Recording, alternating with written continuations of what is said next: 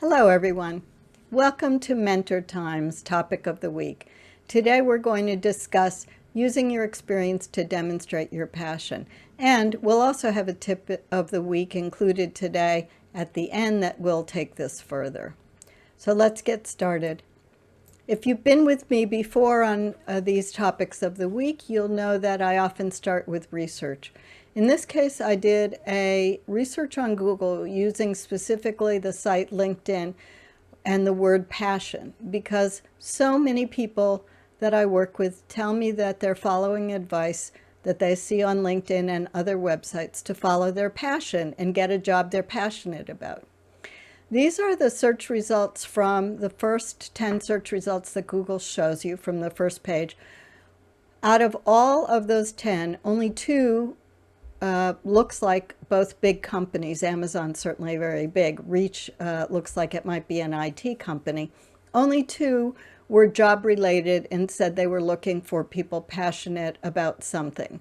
The rest of the passion results, and in fact page 2 and page 3 for me, included blogs, advice, and other articles, other postings about following your passion.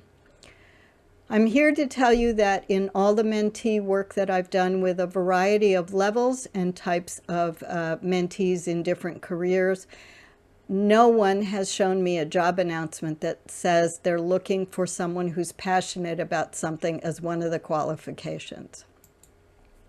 So I want to show you some real examples. These have all been approved by the mentees to that I work with to show you these.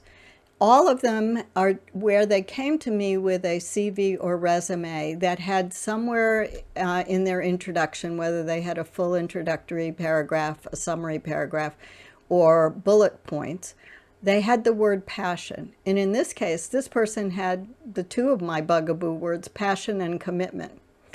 This person was passionately committed to the health and rights of all people. So in red, I'm putting the word passion or committed.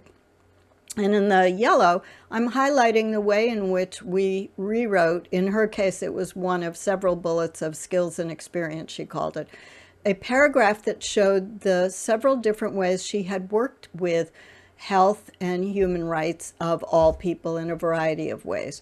So you can see right away, she's worked in sexual health in a couple areas. She worked on mobile data collection, which is an effort to get to people in a wide variety of locations and circumstances. So again, health and human rights for all people. She worked on intimate partner violence in Colombian refugees. So in this case, we wove a story around all the work she'd already done in what she said she was passionate about. Let's turn to this person who said she was committed to addressing health inequities. This was the only statement she had at the top of her CV when she asked to work with me. It turns out that she had 10 years of experience doing a variety of things in health equity. She's done research on it, she's done developed and delivered training on it, and she's also helped strengthen national programs with the work that she's done. I thought it was very interesting when this gentleman got to me to ask me to help him. He had taught himself coding. He decided to pivot in his career and took a sabbatical, built a lot of products pro bono, but he said he was passionate about creating socially transformative technologies. In fact, he had several years of experience in social justice and community organizing. So rather than not even acknowledging that, because he wanted to know, with my help, should he weave that into what he was doing, looking for coding, front and back end coding jobs, but he wanted to know how and in what way we could show that. And in fact, it turned out to be an advantage, because he had a lot of information that was about his previous history in social justice and the way in which he implemented it he is a nationally recognized speaker, and he is also a trainer in this. But that he actually put some of his coding skills to work doing some pro bono apps and software development for this.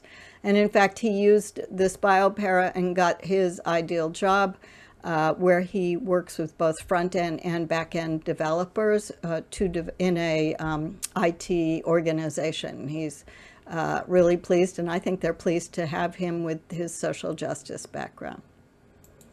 And I want to end with this, which is from one of my 2018 webinars on You Really Do Have Experience. When people come to me and say they have very limited experience to make a job change, I help them find ways that they've actually done things that they don't think that they have experience in. So in her case, she was very passionate about public health, but what she ended up doing actually was when she went to her undergrad university and had a degree that was training in public health, she actually established their Public Health Association. So we wove together a story, and in this case you'll see I use the word commitment, because we weren't saying she's committed to public health, we were saying her commitment to it led her to establish. So you see that we led with her commitment, but gave the evidence, the result of what she did, and wove in that story so that she, as a new graduate student at the Emory School of Public Health, the Rollins School of Public Health, was able to use this to tell her story for an internship she was applying for. So hopefully those examples will give you some ideas about how to weave your passion into the experience you've actually done and demonstrate that you can do it, not just that you're passionate about it. And a reminder, this is my tip of the week, is to use your evidence, not these things. And again, this comes from a webinar I did, again, one of the 2018 webinars on You Do Have Experience. You want to avoid a long skills list that doesn't give people the understanding of how you've done, how much you have in skills. This person has bilingual Spanish, that's great, that's what you want. For the rest, I don't know if that person knows Stata, this is statistical software, as well as R, whether or not they know how to use this modeling software, Stella. There's no ratings, there's no basic, intermediate, advanced, there's no way I can determine whether they really have all the skills they say they have.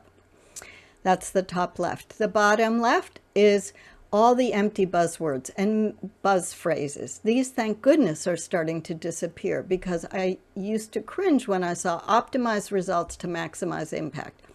I guess I know what that means, but I have no idea what they meant when they said they have an ability to drive income growth and optimize results to maximize impact. It was something that I just could never get beyond with these buzzwords that everybody was told that they needed to use. And it doesn't separate you from the crowd.